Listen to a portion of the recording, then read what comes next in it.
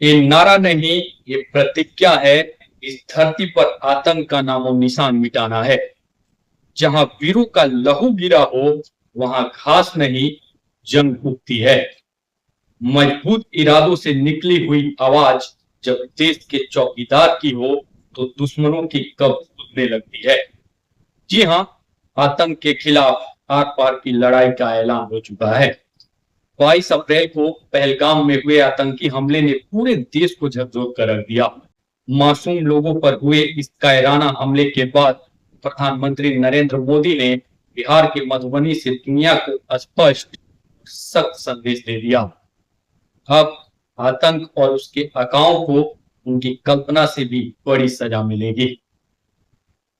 इस वीडियो में देखिए यह मोदी की पूरी स्पीच का विश्लेषण, भावनात्मक अपील और आने वाले भारत के जवाब की गूंज। क्या ये युद्ध का ऐलान है? क्या अब आतंकवाद के खिलाफ अंतिम लड़ाई शुरू हो चुकी है?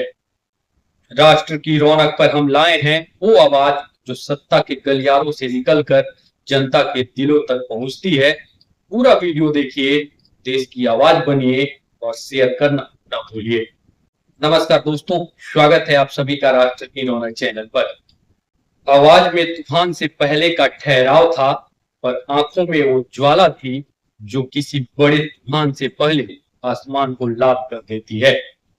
मधुबनी की उस सभा में प्रधानमंत्री नरेंद्र मोदी सिर्फ भाषण नहीं दे रहे थे, वो भारत के 140 करोड़ नागरिकों की भावनाओं को आवाज दे रहे थे। वो आवाज जो 22 अप्रैल की शाम के बाद पूरे देश के दिल में धड़क रही थी। जी हाँ, पहलगाम के खूबसूरत वादियों में जब इंसानियत के दुश्मनों ने गोलियां बरसाई, तब सिर्फ लोगों की जान नहीं गई, भारत की आत्मा कांप उठी। वो हमला सिर्फ निहत्थे पर्यटकों पर नहीं था, वो हमला हमारे विश्वास, हमारी यकीन और हमारी एकता पर था। कोई बंगाल से आया था, कोई महाराष्ट्र से, कोई बिहार का बेटा था, कोई ओडिशा से, सब एक भारत की पहचान थे और सबका खून एक ही रंग में बहा, वो भी हिंदुस्तान के लिए। मधुबनी की हवा में जब प्रधानमंत्री मोदी ने हाथ जोड़कर पहलगाम के शहीदों को श्रद्धांजलि दी, तो वो 2 मिनट का मौन इतिहास में दर्ज हो गया। उसके बाद उनके शब्दों में सिर्फ शोक नहीं था, उसमें क्रोध था, चेतावनी थी और एक अटल संकल्प था। उन्होंने कहा, जिन्होंने ये हमला किया है उन्हें और उनकी साजिश रचने वालों को कल्पना से भी बड़ी सजा मिलेगी। ये सिर्फ एक लाइन नहीं थी, ये घोषणा थी उस युद्ध की जो आतंक के खिलाफ भारत अब निर्णायक रूप से लड़ने जा रहा है। और ये युद्ध सिर्फ सीमा पर बंदूकों से नहीं लड़ा जाएगा, ये लड़ा जाएगा उस संकल्प से जिसमें 140 करोड़ भारतीय एक साथ खड़े हैं। चाहे वो बिहार का लाल हो या कश्मीर का फौजी, वो पंजाब का किसान हो या गुजरात का व्यापारी, अब कोई नहीं चुप रहेगा। प्रधानमंत्री ने कहा, अब आतंकियों की बची कुछ जमीन भी मिट्टी में मिला दी जाएगी। और जब उन्होंने ये कहा, तब उनकी आंखों में वो विश्वास था जो पुलवामा के बाद एयर स्ट्राइक के वक्त था। वो संकल्प था जो उड़ी के बाद सर्जिकल स्ट्राइक में झलकता था। और ये सिर्फ भारत की आंतरिक भावना नहीं है। जब प्रधानमंत्री मधुबनी से बोल रहे थे, तब उनकी आवाज सिर्फ बिहार के सीमावर्ती गांवों तक नहीं गूंजी, वो लंदन, वाशिंगटन, पेरिस और मक्का तक सुनाई दी। दुनिया ने जाना कि भारत अब पहले की तरह सहने वाला नहीं है। भारत अब जवाब देगा, वो भी ऐसा जिसे इतिहास में आतंक का अंतिम अध्याय माना जाएगा। और इस बार भारत से बदला नहीं लेगा, वो उदाहरण पेश करेगा।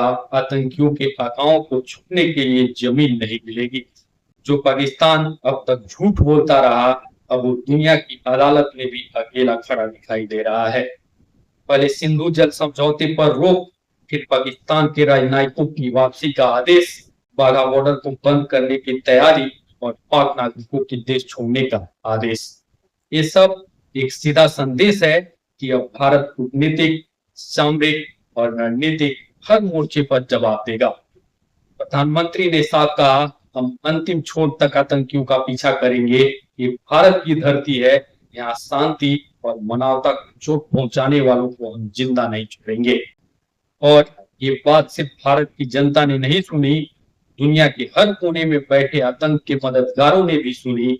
इस स्पीच में वो आग थी जो संसद में बहस से नहीं, शहीदों के खून से निकली है।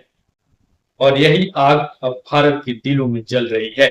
मधुबनी की इस रैली ने बता दिया कि ये सिर्फ एक भाषण नहीं था, ये युद्ध की घोषणा थी। ये संदेश था कि अगर दुश्मन अमन की भाषा नहीं समझता, भारत अब शांति का प्रतीक नहीं, शक्ति का प्रतिरूप बन जाएगा।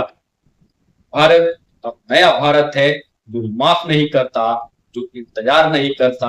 आतंकवाद अब भारत के लिए सिर्फ सुरक्षा का मसला नहीं, अस्तित्व की लड़ाई है। और ये लड़ाई अब तब तक चलेगी जब तक ये आतंक का नाम भी इस धरती से मिटा नहीं दिया जाता। जो गए हैं वो सिर्फ आंकड़े नहीं हैं, हर घर की उम्मीद थे, हर माँ की आंखों का सपना थे। आज अगर वो नहीं है तो हमारी छुट्टी भी गुनहगार होगी। इसलिए अब वक्त है आंखों में आंसू नहीं, सीने में आग भरने का। तो ये थी राष्ट्र की रौनक की एक और खास रिपोर्ट। अगर आपको लगता है कि अब वक्त आ गया है आतंकवाद के खिलाफ निर्णायक युद्ध का, तो इस वीडियो को शेयर कीजिए और अपनी आवाज को लाखों तक पहुंचाइए। फिलहाल के लिए इस वीडियो में इतना ही। मिलते हैं अगले वीडियो में, तब तक के लिए धन्यवाद। जय हिंद, जय भारत।